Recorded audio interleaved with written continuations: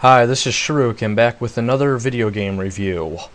Today I'm going to look at one of the older games like I mentioned in another video, only this one happens to be on PC. I looked around, I still had it lying around, so I'm going to look at Half-Life 1. This was published by Valve Studios back in 1998. It was extremely well received, receiving reviews of 9.5 or better on by every professional reviewer. The lowest I saw was a 9.4, but I averaged it out and it stayed in the 9.5 to 9.7 range. This game was called revolutionary by many, and obviously it has a lot to back it up, because in November 1999, October 2001, and April of 2005, PC Gamer magazine named Half-Life the best game of all time and the best PC game ever.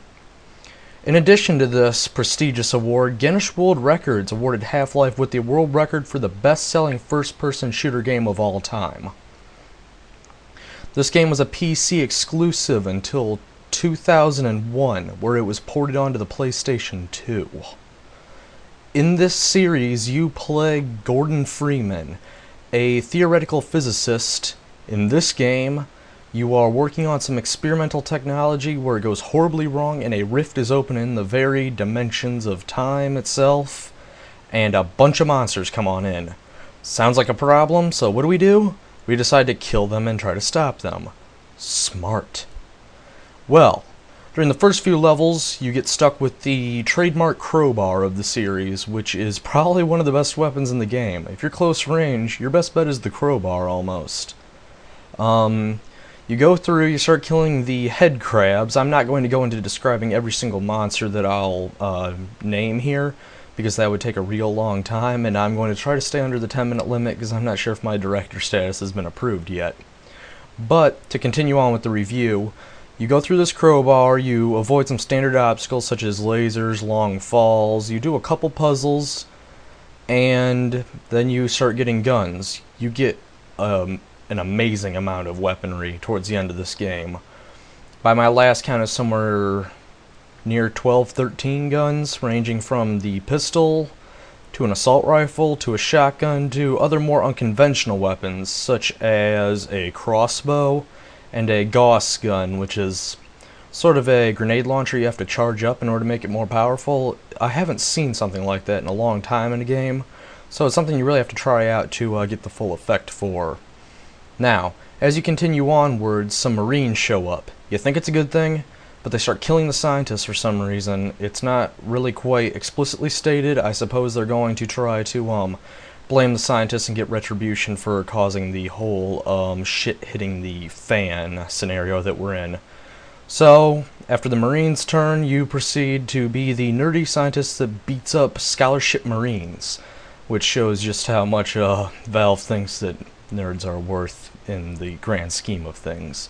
Now, after your greatest fantasy has been fulfilled, you will continue onwards on your spree of death until you start to near the core of the facility, where you are then teleported by scientists to the land of Zen, where you must kill a giant baby-like thing to end the game.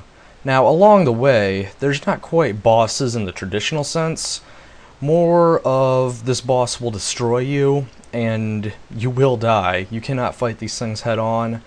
The best example I can think of is one where the boss is in a rocket silo, just sort of killing anything that goes by.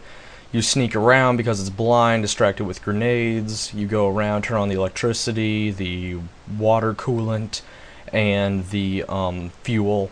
You toast it, nice monster barbecue. That's basically the most of the boss thing. It can really be summed up in that. Even enemies, you cannot just go through and storm them. Even on easy, they will hand your ass right back to you if you try. So, that being said, terrain being used is a big thing. Using your crossbow and other long-range weapons to snipe silently is another big thing because, like I said, you're not going to be able to just go on a rampage like most normal games that you will play.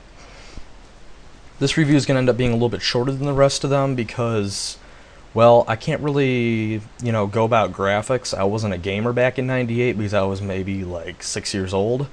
So I definitely can't like go on and say it was good for the age or anything, because I wouldn't be able to say anything. It would be pure speculation. I don't like to have my reviews influenced by other people, so I'm not even going to bother going into that, along with processing power and everything. But gameplay, level design, weapons, top notch. This game truly does deserve its near 10 rating, and I will back that up no matter what. Now, the puzzles in this are amazing. I mean, you will get, your ass kicked on a few of these, too. There's no real way around them, which is another thing. It's a very linear game. There's no real, initiative being taken to go a different route, because there's only one available.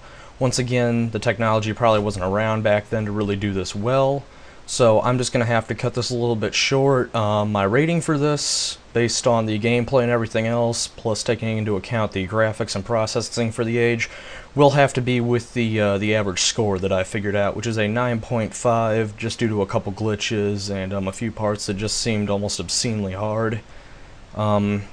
Yeah, if you got 20 bucks, a PlayStation, or just any old computer, because you only need 16 megabytes of RAM to run this thing, I definitely recommend dropping the $20 and picking it up. The Game of the Year edition is almost useless because Team Fortress 1 that comes with it is, well, pretty dead by now. It's been out for, 11 years now. So, yeah, 9.5, solid game. It did spawn a nice series that continues onwards. I'd recommend any Half-Life game to anybody that has ever been a, avid gamer. Definitely not for the casual audience, because you will get your ass handed to you, but for people like me that have played a lot of games, it offers a fresh challenge, and you're not going to get disappointed by it.